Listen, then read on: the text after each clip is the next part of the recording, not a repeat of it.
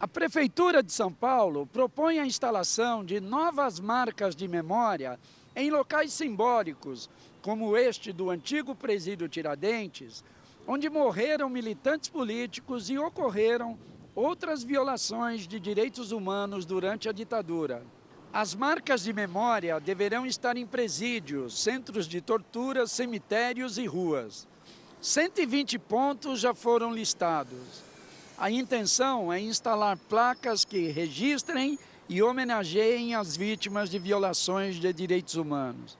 Aqui neste local, nos anos 70, funcionou o maior centro de tortura, prisões ilegais, mortes e desaparecimentos de opositores. Eu sou Gilberto Nascimento e esse é o Diálogo São Paulo. Olá, o Diálogo São Paulo fala hoje sobre marcas de memórias. São pontos na cidade que vão lembrar as mortes e desaparecimentos de militantes políticos. Para falar sobre esse assunto, recebemos hoje o jornalista Camilo Vanucchi, integrante da Comissão da Verdade da Prefeitura de São Paulo. Obrigado pela presença, Camilo. Eu que agradeço, Gilberto. Também no programa, o jornalista Eduardo Reina, autor do livro Depois da Rua Tutóia, um romance que fala sobre a história da repressão política do país. Obrigado pela presença, Reina. Eu que agradeço. Camilo, a Comissão da Verdade propõe a instalação dessas marcas de memória em pontos simbólicos da cidade, como presídios e cemitérios. A intenção é lembrar a morte e os desaparecimentos de militantes políticos na cidade. Você poderia falar melhor sobre essa proposta? Acho que todas as violações aos direitos humanos cometidas no âmbito da Prefeitura Municipal, né, fazem parte do escopo do nosso trabalho, da comissão. A gente vem investigando faz 2 anos e uma das recomendações que a gente coloca, a gente apresenta uma lista de 35 recomendações para o Poder Executivo Municipal, que é a instalação de marcas de memória entre elas. A gente acha que sim, são desde, por exemplo, a gente já apresentou essa lista e a gente já está encomendada, produzida placas para os 3 cemitérios municipais que acobertaram cadáveres da ditadura. Quais são esses cemitérios? É o cemitério Campo Grande, Vila Formosa e o Dom Bosco, que é o cemitério de Perus. Então, por exemplo, das 434 mortes ali e desaparecimentos que foram listados pela Comissão Nacional da Verdade, 1/4 desse número passou por São Paulo. E pelo menos 70, 75, mais ou menos, foram enterrados nesses cemitérios municipais, quase sempre, 90 e tantos % das vezes, com nome falso, sem o reconhecimento da família, como indigentes, como a gente costumava dizer, né, que são os desaparecidos e não reclamados. Então, no cemitério de Dom Bosco, por exemplo, em Peru, são 30, pelo menos, que estarão listados nome a nome nessa placa, com ano de nascimento, ano de morte. Na Vila Formosa, mais uns 20, e em Campo Grande, 3, Santo Dias entre eles. Alguns deles foram depois localizados e foram trasladados pelas famílias para o local de desejo deles, mas que foram passados lá por um sistema de ocultação de cadáveres promovido pela Prefeitura Municipal. E além de cemitérios, tem outros locais, como o antigo prédio do DOI-CODE, por exemplo? O prédio do DOI-CODE é um prédio estadual. A gente gostaria muito de poder interferir nisso como um órgão municipal, mas a gente não pode. Então, a gente recomenda que o Estado tire a delegacia de lá, que ainda existe, e transforme o prédio do DOI-CODE num espaço de memória, como foi feito com o DOPS, que virou o Memorial da Resistência. Agora a gente tem presídio do Hipódromo, o arco onde era o presídio Tiradentes, por exemplo, onde foram presos dezenas de militantes políticos na ditadura, ele foi demolido, existe um arco que foi preservado ali. Que a gente mostrou no início aqui na abertura. A gente também gostaria que isso fosse registrado com placa, com homenagem, para contar a história. Não é só colocar o nome, é contar o que aconteceu ali. Certo. Reina, você que estudou bastante esse assunto para a conclusão do seu livro, qual a importância dessas marcas de memória? Acho que a importância é deixar registrado aqui no país, e principalmente para as novas gerações, o quão grave foi o período que a gente passou durante a ditadura militar aqui. Durante esse período de divulgação do meu livro, que chama-se Depois do Tutóia, eu estou falando com muitos estudantes secundaristas e universitários. E eu vejo um grande interesse deles sobre essa história que eles desconhecem, né? E eu só queria pegar uma carona do que o Camilo falou aqui. Por exemplo, o prédio do DOI-CODE, ele só existiu depois que um grupo de empresários fez uma caixinha ali e montou aquilo lá. Não só o prédio, mas principalmente pagamento de salário, entre aspas, para os agentes da repressão de lá. E agora fica só a cargo dos órgãos oficiais municipais correr atrás de fazer um memorial desse. Assim, a gente não vê nenhum interesse de empresários nesse trabalho, né? Só fiz esse paralelo para mostrar como naquela época eles gostavam e agora se fingem de morto ou não fazem nada. Camilo, como a gente mostrou aí na abertura, são importantes esses marcos de memória. Agora, grande parte da população não faz a mínima ideia do que aconteceu nesses locais, como a gente viu ali no caso do portal do antigo Presídio Tiradentes. É um banco lá agora, uma agência bancária, não é isso? Tem um portal na frente e as pessoas não conhecem, não sabem. Essa é a nossa realidade, né? E quando a gente vai pensar em nomes de rua, por exemplo, isso é mais curioso ainda, né? Tem ruas, Dr. Sérgio Fleury, na Vila Leopoldina, por exemplo, que as pessoas que moram lá não sabem quem foi Sérgio Paranhos Fleury. Não foi alterado o nome dessa rua? Não foi alterado o nome dessa rua. Houve um movimento nesse sentido e tal, mas se mantém.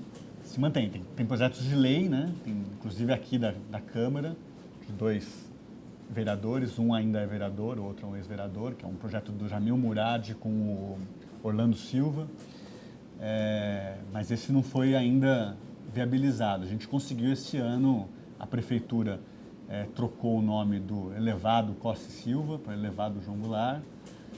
E existe um projeto grande de ruas, né, de memória, que chama, uma lista imensa de nomes a serem alterados, que justamente já existe lei municipal dizendo que a gente não pode colocar nomes de ruas, e não só ruas, como colégios, AMAs, postos de saúde, etc., de violadores de direitos humanos. Então, quando você tem um amplo repertório de documentos e levantamentos que mostram as violações que essas pessoas foram cúmplices ou patrocinaram, isso enseja esse tipo de ação. Certo. Reina, seu livro é um romance mais baseado em fatos reais, né? Quer dizer, é um relato que é importante também no sentido de as pessoas conhecerem melhor ou saber melhor o que aconteceu nesse período do regime militar no Brasil, né? Você podia falar um pouco mais do livro, do que ele trata exatamente? Sim, sim. Esse livro, Depois da Tutóia, ele tem um objetivo, apesar de ser um romance com base em fatos reais que aconteceram aqui na América Latina e também no Brasil, sobre esse caso de sequestro de bebês de militantes políticos ou não militantes políticos e entregues a outras pessoas para criar durante o período da ditadura militar. Na Argentina, por exemplo, existem 500 casos de sequestro de bebês por agentes da ditadura entregue a outras pessoas. Desses 500 casos, 150 já foram resolvidos. Aqui no Brasil, a gente não tem nenhum caso oficialmente. Nós temos um caso... Caso resolvido, você fala. Caso resolvido foi nem apresentado. Nem apresentado. apresentado. Não se fala sobre esse assunto. Um país de dimensões continentais como o Brasil não tem nenhum caso. E esse caso que existe foi descoberto pela própria vítima, vamos dizer assim, pelo próprio bebê sequestrado. Depois que os pais adotivos dessa mulher morreram, ela, vendo uma matéria num jornal, ela se achou muito parecida com umas pessoas, filhos de um guerrilheiro do Araguaia. Ela entrou em contato com esse jornal, pegou o telefone dessa família, foi até eles. Quando chegou na casa dessas pessoas, ela ficou assim abismada, tamanha semelhança. Fizeram um DNA e deu. Quando foi essa descoberta? Essa descoberta ocorreu há mais ou menos 4, 5 anos. Certo. Camilo, e foram muitos os casos também de desaparecimentos de crianças ou não? Ou não se tem notícia, não se sabe exatamente disso? Agora, crianças torturadas, há muitos relatos, né? Muitos relatos. De crianças torturadas, sim. Inclusive, era um jeito de você obrigar os pais a falarem, né? Levava-se crianças para o para o local da tortura, para assistir. A família Telles, por exemplo, uma das mais... Janaína Telles, Janaína e o Edson Telles, eles tinham 7, 6 anos mais ou menos de idade. Eles chegavam a perguntar para a mãe, para a Melinha, mãe, por que a senhora está verde e o papai está azul? Eram marcas de hematomas pelo corpo, pelo olhar daquela criança de 6 anos que nunca tinha visto uma coisa disso, né? A Rose Nogueira também, uma presa que estava amamentando, ela tinha um bebê ela foi, inclusive teve um apelido depreciativo na cadeia por conta de estar amamentando a criança. Não sei de casos de crianças desaparecidas, assim, não fui atrás disso. Eu sei que, por exemplo, na Vala de Perus, que não são só casos de militantes políticos, mas que ela cobertou cadáveres também dos esquadrões da morte, de todo esse tipo de coisa que a gente inclusive vê hoje, né? Preto pobre de periferia sendo assassinado. Durante muitos anos se pensou que não haveria crianças e adolescentes lá. E o trabalho agora do CAAF, que foi montado com a Unifesp, de identificação de cadáveres, já localizou um número muito grande de crianças e adolescentes nessa vala comum. Existe um caso, um depoimento da Crimeia, que foi presa no DOI-CODE, e ela relata que o torturador dela falou que ia roubar o filho dela se ela não abrisse o bico. Isso a Crimeia fala com todas essas letras. Graças a Deus não foi efetivado essa ameaça, né? Ok. No próximo bloco, nós vamos falar um pouco mais sobre essa questão de desaparecimentos de militantes políticos no país. O Diálogo São Paulo faz um rápido intervalo e daqui a pouco a gente volta. Até já.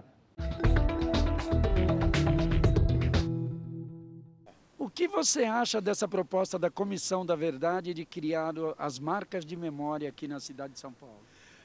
Bom, é importante, eu sou paulista, sou paulistano e acho muito importante, acima de tudo, preservar a nossa história. E esse projeto vai justamente no ponto, né? Independente dos lugares geograficamente, vai na nossa memória, na nossa história. E, por coincidência, estamos exatamente aqui na rua Tomás Carvalhal, esquina aqui com a rua Tutóia, num prédio onde funcionou o DOI-CODE. O DOI-CODE funcionou como parte dos organismos de repressão durante a ditadura civil-militar, que nos infelicitou aí de 64 até 85. Eu acho que não tem importância nenhuma revirar isso, né? Com certeza, eu acho que deveria ser mais preservado, né? Eu gostaria que fosse mais preservado para a educação das pessoas. Eu acho muito importante, né? Porque como é um monumento, né? É uma coisa histórica, né? Tem de época, então vale a pena a gente relembrar, né?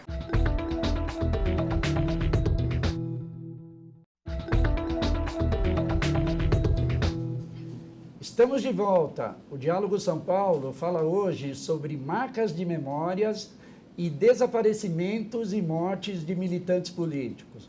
Para falar sobre o assunto, recebemos o jornalista Camilo Vanucchi, integrante da Comissão da Verdade da Prefeitura de São Paulo. E também no programa, o jornalista Eduardo Reina, autor do livro Depois da Rua Tutóia, que fala sobre a história da repressão política no país.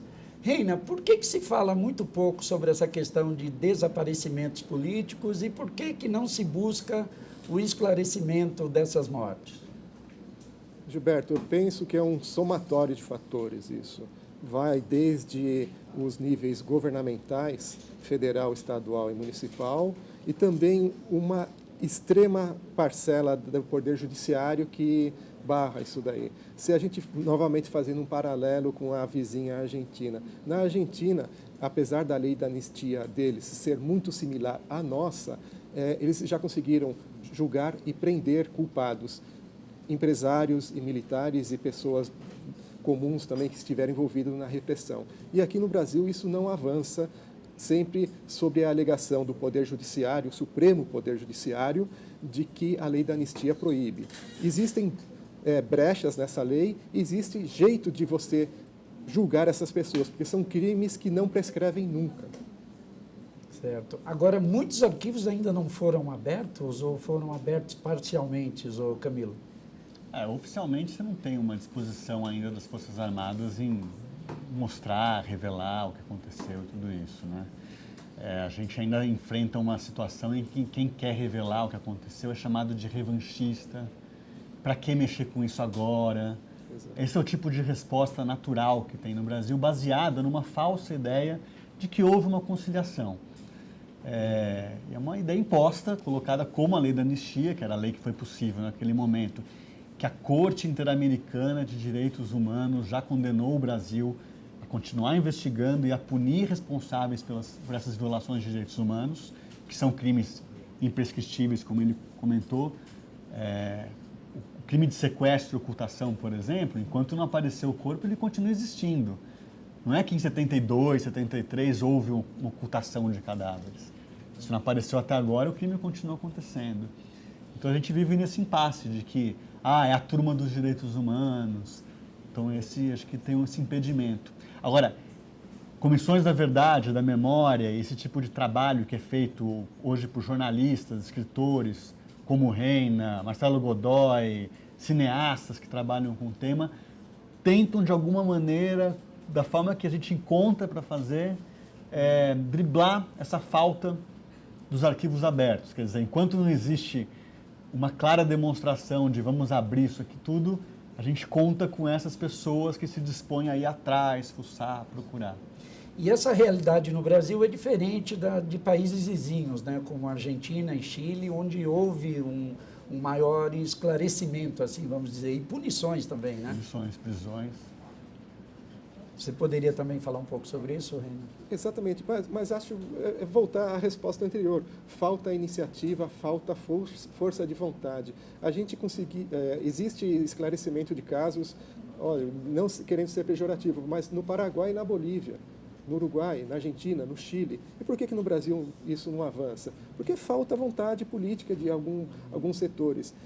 Como o Camilo acabou de dizer, são poucas as pessoas que estão indo atrás. E eu temo que um dia, daqui 10 anos, 20 anos, quando de repente falarem, não, vamos abrir os arquivos, parte deles já não vai mais existir. Isso vai acontecer daqui 20 anos mesmo, porque essas pessoas responsáveis por toda essa barbaridade que nós passamos, que o Brasil passou, elas vão estar mortas, aí não vai ter mais o que punir. Tá, mas vai se chegar a esse momento? Você acredita que daqui a alguns anos vão se abrir todos os arquivos de fato? A verdade... Eu acho que a gente trabalha com uma construção que é uma construção de mentalidade. Eu não sei como é que... Eu vejo que tem momentos em que eu sinto que as Forças Armadas estão com uma tendência de mudar a mentalidade e depois regride de novo. Então eu vivo numa... Eu não consigo, por exemplo... a Comissão Nacional da Verdade existiu, entregou em dezembro de 2014 um relatório final. Havia um governo que era de uma presidenta do Partido dos Trabalhadores, de esquerda, ex-guerrilheira, envolvida com o assunto, que não se mexeu, não levou adiante nenhuma das recomendações do relatório final da Comissão da Verdade. Hoje a gente está terminando um relatório da Comissão Municipal da Verdade, aqui da Prefeitura. Vai ter uma mudança de governo, quer dizer, talvez se a gente tivesse 4 anos para implementar essa coisa que foi...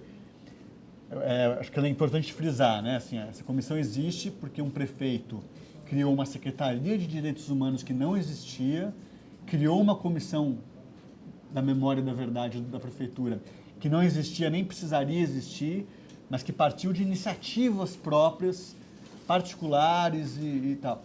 Eu não sei agora, com a mudança de governo municipal, a chance disso continuar, de você ter uma continuidade nesse sentido. Então a gente vive também com módulos de 4 em 4 anos, ver o que vai acontecer, repensar. É uma complicação nesse sentido. Agora, por que mesmo tendo uma presidenta ex-guerrilheira e ela não se mexeu nesse sentido? Por que razão, na sua opinião? Eu acho que ela enfrenta as Forças Armadas e uma lógica que não é uma lógica favorável a essa abertura de parte do governo. Não sei se ela tem... não sei como é que também a opinião pública, assim, a grande mídia, a grande imprensa lida com esse assunto, então também pode ser um enfrentamento, como também tinha todo o interesse em mexer com o marco regulatório de comunicação e nunca foi mexido. Era um tema espinhoso e preferiu se deixar um pouco de lado, né? Avançou um pouco, né, pelo menos. Acho que avançou um pouco. Mas, assim, eu tenho um exemplo da semana passada que aconteceu comigo. Eu estou fazendo uma investigação sobre um caso e no Hospital do Exército, no Rio de Janeiro, na semana passada, eu só precisava saber uma informação. Se um médico militar trabalhou lá no período na década de 60. O pessoal do hospital falou, não vamos informar isso para você, porque a gente não é permitido e a lei de informação também, quando envolve informação sobre pessoas, não nos permite fazer isso. Falei, mas a pessoa já morreu, eu só preciso saber se sim ou não. Era essa a informação. E ninguém deu a informação. Não vamos dar a informação e passar bem. Ok. Reina, entre outras propostas aí da Comissão da Verdade da Prefeitura, tem também a criação de um banco de dados de pessoas desaparecidas, né? Isso ajudará? Sim. Eu acho que o Brasil, assim como ele está na rabeira, está atrasado nessa questão de buscar e punir e julgar as pessoas envolvidas nessa repressão, a gente também está atrasado nisso. A gente precisaria ter começado isso há muito tempo, porque é um trabalho longevo, que você precisa fazer um levantamento de dados, pegar material, tudo. Aqui no estado de São Paulo foi aprovada uma lei que criava esse banco de dados e também a realização de exames de DNA para fazer o confronto. E essa lei ainda não foi sancionada pelo governo estadual e me parece que nem vai ser. Assim, se isso fosse criado no município, eu acho que seria um estímulo, um começo para que seja feito não só aqui em São Paulo, mas no Brasil inteiro, e quem sabe reunir todos esses bancos estaduais depois num só nacional. Okay. Acho que não só integrar esses bancos, como integrar as delegacias de polícia, as secretarias de segurança pública, porque elas não se conversam. Então, se o cara de São Paulo desaparece em Minas, você já não consegue mais conversar com sistemas que ainda parece que tem 15, 20 anos de atraso, assim, podia estar tudo em rede e não está. E esse banco de dados, ele hoje precisa ter o banco de DNA.